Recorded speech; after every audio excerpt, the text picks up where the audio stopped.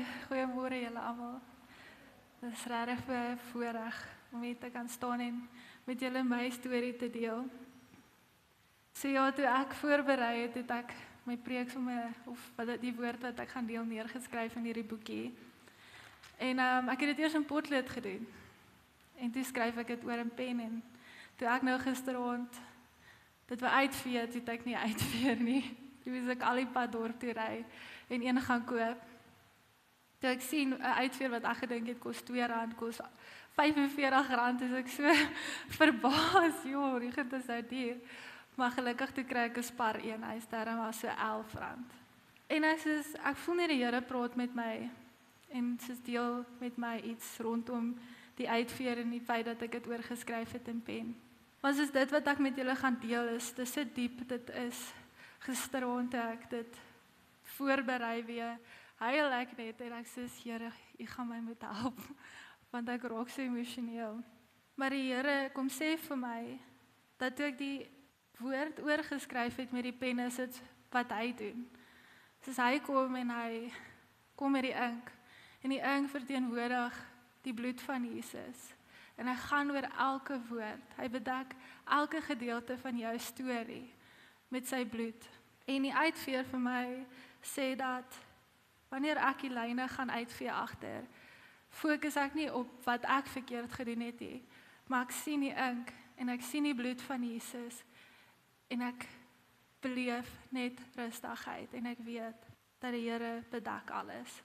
So, ja, vandag gaan ek met julle praat oor God se liefde maak enige hart sag. Ek wil met julle deel hoe ek in my eie lewe gesien het, hoe die liefde van God 'n hart kan sag maak wat ek op 'n tyd gedink het, dit sal nie gebeur nie.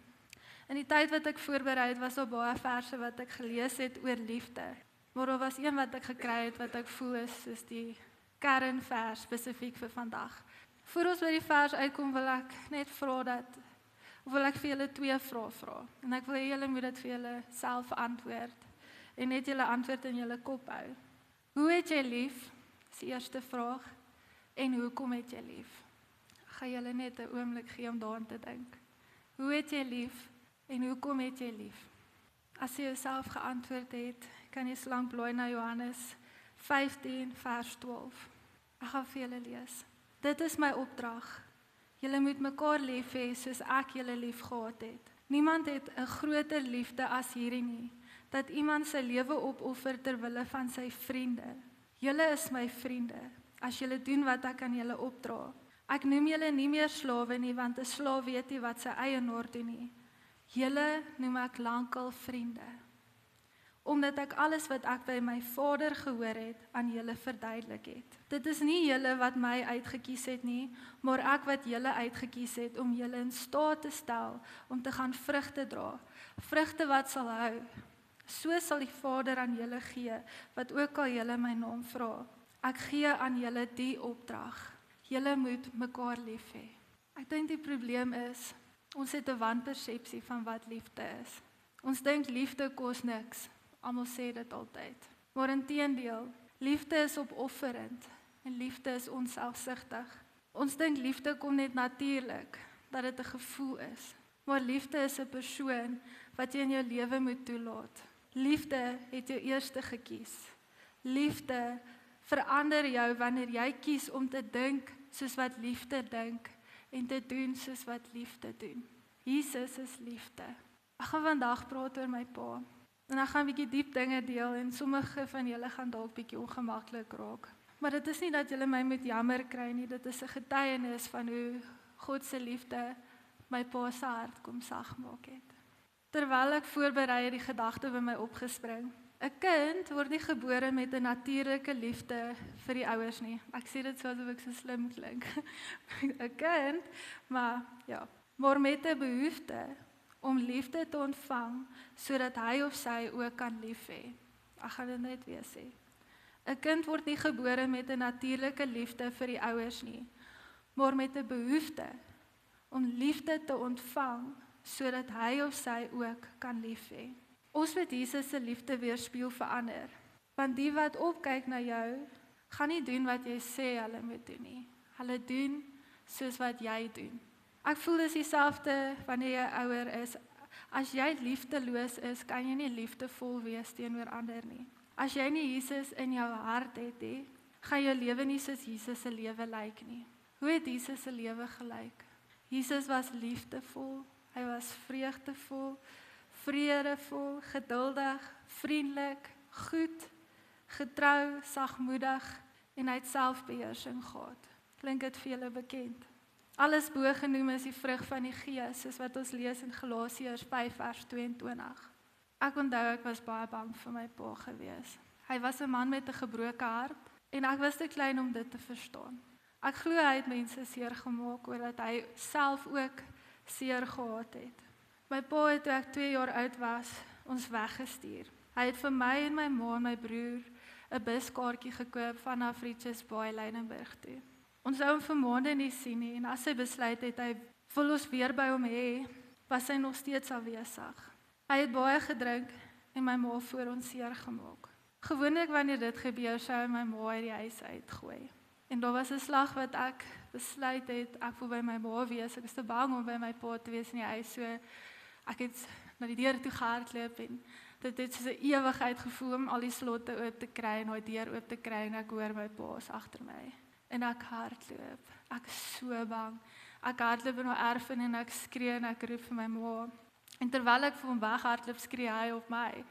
En ek hardloop om hierdie staaltafel en iewes skielik begin hy hierdie groot, ek weet nie of julle daai ronde staalstoele ken, daai ou tydse staalstoele nie. Hy begin dit optel en hy begin my gooi met dit. Hy probeer my gooi dat ek, want ek, ja, hy wil my seermaak. Ek roep toe my ma nog steeds en ek hoor my ma in die buurvrou se huis. So ek hardloop met alles in my soontoe, hardloop uit my borskas uit. En toe ek daar kom, toe spring ek in my ma se arms in en ek gryp haar om haar nek en ek hou met alles in my vas. Waar my pa buite die deur staan en hy gryp my aan my rokkie. En so was dit heen en weer getrek totdat my rok toe nou geskeur het. My pa het huis toe gegaan en ek en my ma daand by die buurvrou oorgeslaap. Ek onthou het ek daai aand op die bank gelê en ek kon nie slaap nie. Ek het so angstigheid in my gehad en my hart was geskeur.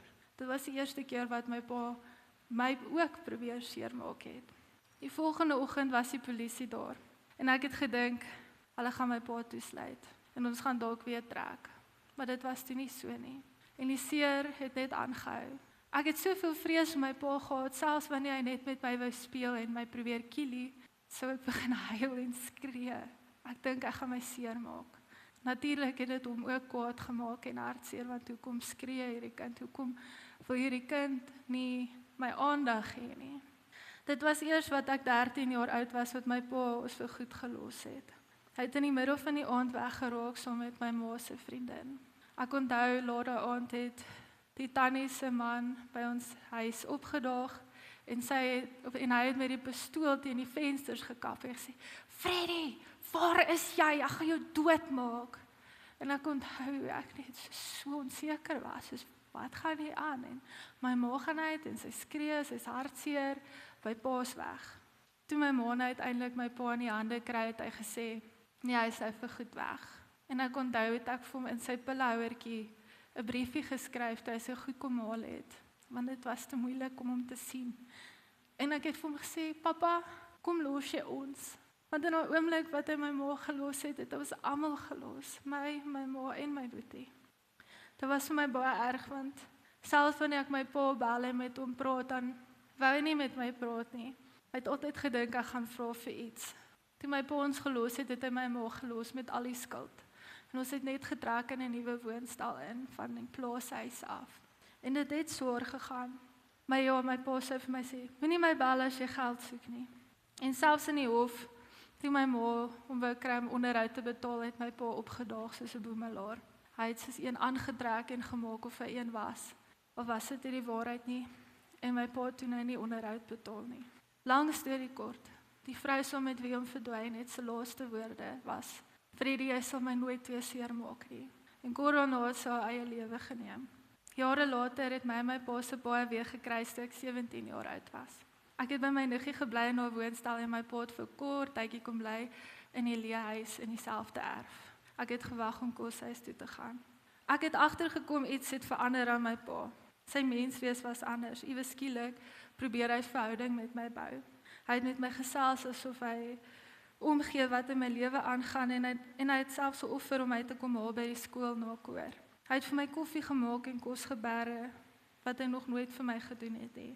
Ek kan nie onthou dat my pa as kind ooit vir my koffietjie gemaak het of 'n broodjie gesmeer het of selfs net vir my gesit het en my gevra het hoe was my dag nie. Inteendeel, my pa het my van die ander kant die plaas afgeroep om vir my 'n remote te gee wat reg voor ons op die koffietafel is. Dis hoe my pa was. Maar dit was nie wat my aandag so getrek het nie.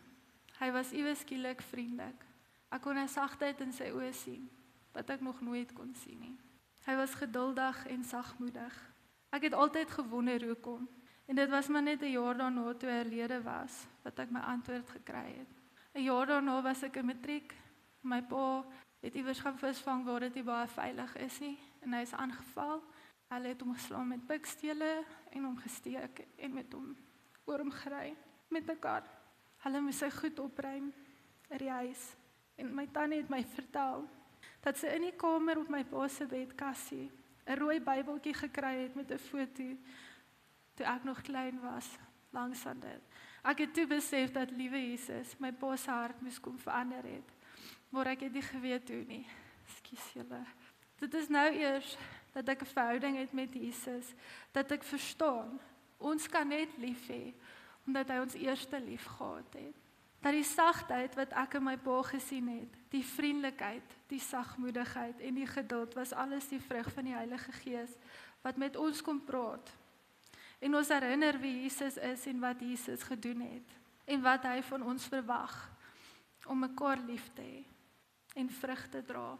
Die liefde wat ek ervaar het vir 'n kort tydjie voor my pa oorlede was dieselfde liefde wat nou in my woon, en dit is die liefde van Jesus. Jesus is liefde, en sy liefde groei in ons elkeen, soos wat ons 'n pad met hom stap en hom leer ken. Wie weet hoe awesome my pa sou wees as hy net 'n bietjie meer tyd gehad het, om in die liefde te groei. Maar gelukkig het hy die liefde gehad, want sonder die liefde het ons eintlik niks. Toe ek langs my pa se hospitaalbed gestaan het, waar hy enige oomblik sou sterf, het ek vir hom gesing en eers toe vir hom gesê, ek vergewe jou. My laaste woorde was, pa kan maar gaan, want as pa weer pa se mooi blou oë oopmaak, is pa in die hemel. Liewe pa, dink nou terug aan toe ek jou gevra het, hoe het jy lief en hoekom? Lyk jou liefde soos Jesus, opreg en opofferend, onselfsugtig? Maak jy liefde ander vry, of is dit vir jou eie gewin of gemak? Verwag jy iets terug, of is dit vrylik? Liefde is 'n keuse. Jesus het ons gekies, en ons kies om die persoon langs ons lief te hê, soos wat Jesus lief het. Andersins kan ons nie liefde betoon nie. Johannes 4 vers 7 sê, geliefdes. Dit is vir my so mooi dat ons geliefdes genoem word, want ons is geliefd. Laat ons mekaar lief hê, want die liefde is uit God, en elkeen wat lief het, is uit God gebore en ken God. Ek wil graag vir julle afsluit met die volgende brief wat ek vir julle geskryf het aan die Here. Soos om Egbert sê, ek hou van briewe skryf. En hierdie is vir julle, en dan na die brief gaan org vir ons 'n liedjie speel. En in daai tyd is dit eintlik 'n tyd wat jy kan stil raak vir die Heilige Gees en vir hom vra om jou te help lief hê, soos wat Jesus lief het. Liewe Jesus, dankie dat U vir ons 'n vriend is. U het ons eerste gekies, toe ons nog gebroke, kwaad, hartseer, verlore en wêrelds was. Soveel dae het verbygegaan, wat ons soekend, stikkend en aan die slaap was. Selfs in die nagte, wat ons worstel en dink aan alle kwaad, was die reddende hand daar. Bedags wanneer elke dag dieselfde voel en ons minder kans sien daarvoor, was die reddende hand daar. Ons is liggaam, siel en gees so volmaak geskape, maar ons lewens is leeg sonder die liefde wat ons dryf. Wat is 'n dag sonder U, of erger 'n leeftyd sonder die liefde? Jesus, help ons om lief te hê soos U ons lief gehad het, opreg en opofferend. Mag die kerk U volheid beleef wanneer ons U toelaat om ander lief te hê deur ons. Maak ons harte, oë en arms oop vir die wat U aan ons toevertrou. Mag hulle U liefde ervaar deur ons oë en selfs in 'n glimlag. Hoe wonderlik is dit om U geliefde te wees en U mensekind, 'n vriend van Jesus. Ons prys en ons eer U Jesus. U is die sleutel tot sagte harte. Here Jesus, U is die rede vir ons bestaan. Here, ek weet ons lewens is leeg sonder U, Here, en ja, Here, wie is ons sonder U? Wie is ons sonder U liefde, Here? Here, ons is gemaak as instrumente vir U, Here. Here, ek bid dat U liefde deur ons sal vloei, Here. Here, dat in hierdie plek waar ons almal langs mekaar sit, Here, waar ons geliefde langs ons sit, Here, dat ons vandag 'n keuse sal maak om te sê, ek kies jou. Ek kies om jou lief te hê, soos wat Jesus lief het. Here, want dit is al maniere om lief te hê. Here, dankie dat U elke hart kom bedien in hierdie oomblik. Dankie, Here, dat U by elke persoon staan, Here.